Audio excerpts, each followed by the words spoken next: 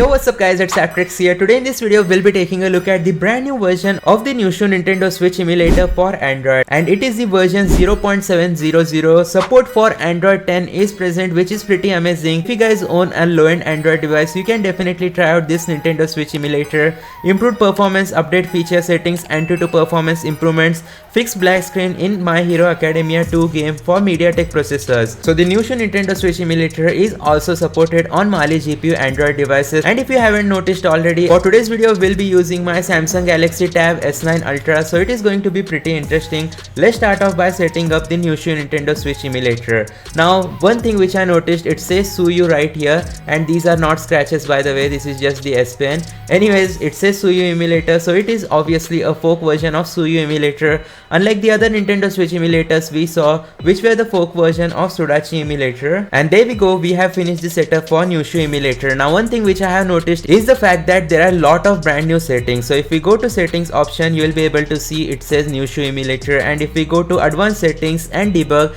you will be able to see a lot of new options or settings such as shader mode. We also get faster guest memory access, return stack, and lot more features. Now I'm not really sure how much all of these features actually work, but if we check out shader mode, by default it is set to fast performance. We can set it to compile the fastest, but I am not really sure what this setting does, so we'll keep it at default. Now if I tap on enable, it will say automatic right here. It will sometimes switch to automatic, but now once again you will be able to see it's just completely empty. So I'm not really sure all of these options work or not, because I am enabling these options but none of them is actually working. So you can't really enable or disable, and there are also empty settings. Anyways, we can set the improved performance on CPU to Vulkan. Graphics debugging is turned off. CPU backend is native code execution.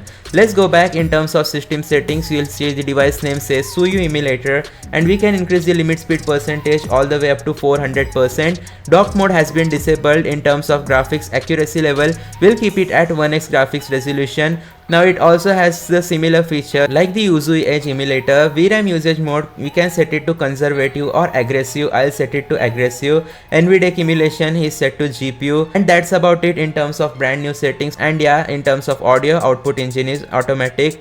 Also one thing which I noticed, audio mode, we can set it to stereo, mono, or surround sound. We'll set it to surround sound, and I'll test out the audio output as well. Anyways, the device which I am using for today's video, which has the overclocked Snapdragon 8 Gen 2 processor, so we can definitely use Mesa Turnip Adreno driver revision 21, the latest graphics driver on it. And the reason why I'm filming on this tablet is so that we can check out the gameplay performance in a massive screen. So with that being said, we have applied the best settings. Let's start by testing out our first game, which is going to be The Legend of Zelda Tears of the Kingdom. And one thing which I am noticing is the controls are a bit weird, like all of these are stock controls, whereas the joystick is modified and also the triggers have been modified. I really miss the old Nyushu emulator on-screen touch controls, that was pretty cool. But there we go, our game is about to start, and this is actually very interesting. We are getting almost 70 FPS, 60 to 70 FPS while emulating Legend of Zelda Tears of the Kingdom inside the Nyushu emulator. And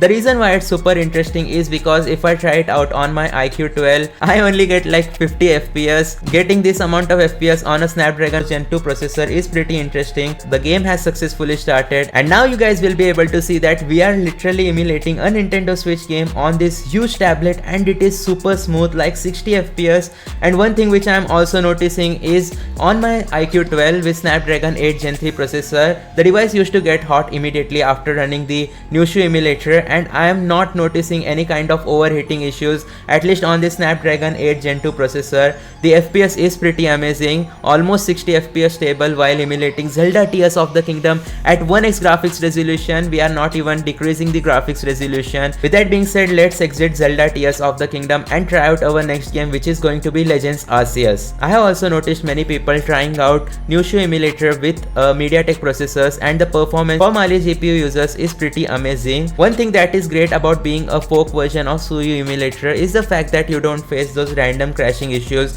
which you face in the fork versions of Sudachi emulator. And as you will be able to see, everything is being rendered in 1x graphics resolution, all of it looks pretty amazing. I'll be back once the cutscene is over. And here we go guys, our game has successfully started. Just take a look at these graphics. They look pretty amazing on a massive screen. If you guys own a tablet, you should definitely try out playing some Nintendo Switch games on it, as it's a very amazing experience. But the FPS which we are seeing is around 40, and if I just hold my tablet, then I can notice it heating right here. So I think the processor is right here, and surely enough, because I'm using the Antutu version of Nyushu Emulator, it is causing some heating issues. And Samsung devices are notorious for like thermal throttling, so if there is even a little bit of heating issue, it will instantaneously start throttling the performance of your Samsung devices. That's why I never prefer to buy an Samsung S24 Ultra or S23 Ultra. Samsung always likes to cap your performance. So I think the 40 FPS which we are getting is pretty great,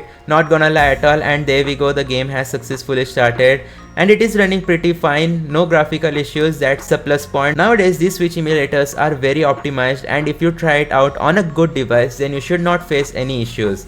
Anyways, that's going to be it for today's video. Thanks for watching. Let me know in the comment section down below what you guys think about the Nyushu emulator. I'll see you guys next time.